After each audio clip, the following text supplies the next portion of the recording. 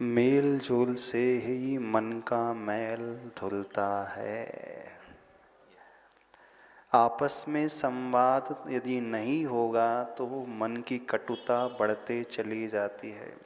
हमने ऐसे कई लोगों को देखा है जो जीवन भर एक दूसरे के प्रति मैल रखे रहे, लेकिन 20-30 वर्षों के पश्चात किसी ने पहल की तो वो एकदम पानी पानी हो गए।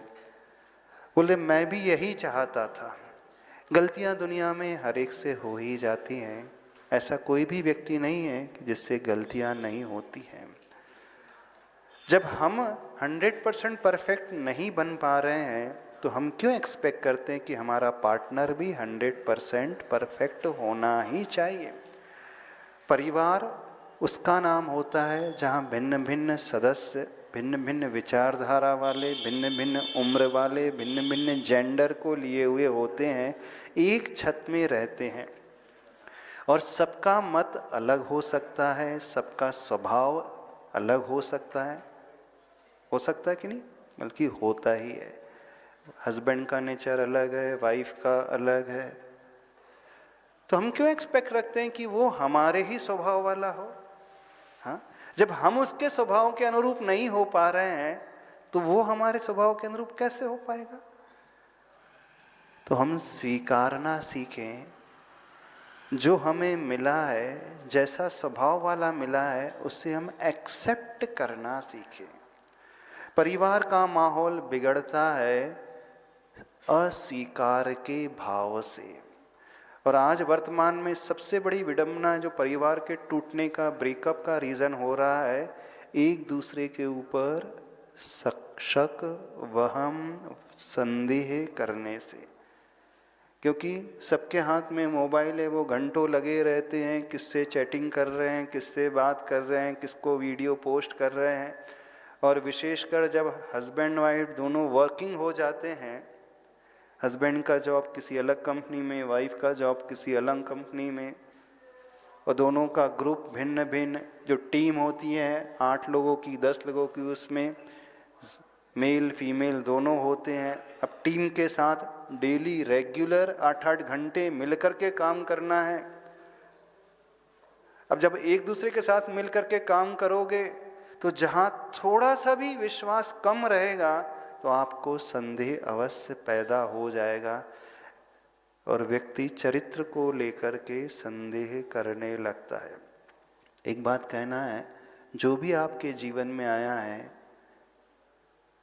जो आपकी पत्नी बन कर के आया है जीव, यह सोचने की कोशिश करे जहाँ उस जीव ने जन्म लिया, 25 साल 30 साल जिस घर में रही है, ऑल ऑफ सडन वो परिवार को, माता पिता को छोड़ कर के किसके भरोसे आती है।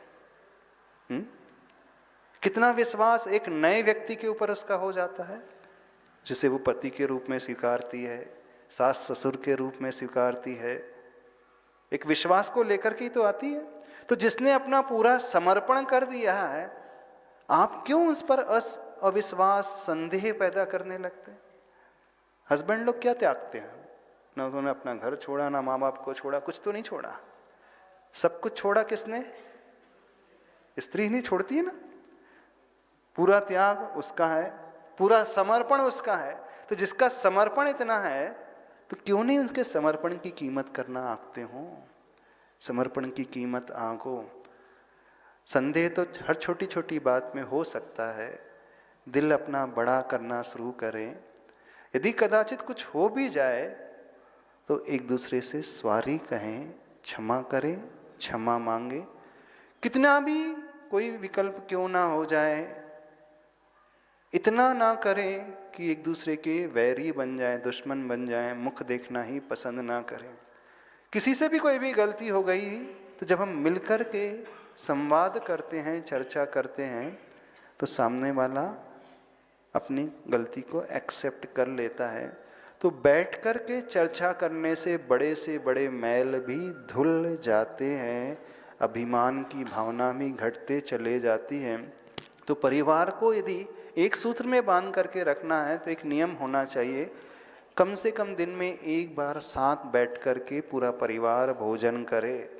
हफ्ते में कम से कम एक बार मिल कर के वो मंदिर जाए, महीने में एक बार वो तीर्थ यात्रा के लिए जाए, अथवा एक बार कहीं पे भी वीकेंड में साथ समय बिताए।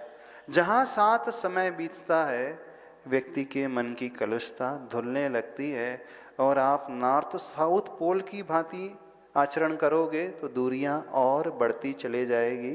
तो हमें समझना चाहिए, आप किसी होटल में नहीं रह रहे हो कि पेमेंट किया और खा पी करके चलते बने। आप एक मकान में नहीं, एक घर में, परिवार में रह रहे हो, जहाँ आत्मीयता होती है, वात्सल्य होता है, प्रेम होता है, संवाद होता है, एक दूसरे के प्रति समर्पण होता है, एक दूसरे के लिए झुकना होता है, एक दूसरे की केयर होती है, एक दूसरे के बारे में सोचा विचारा जाता है, उसका नाम परिवार होता है।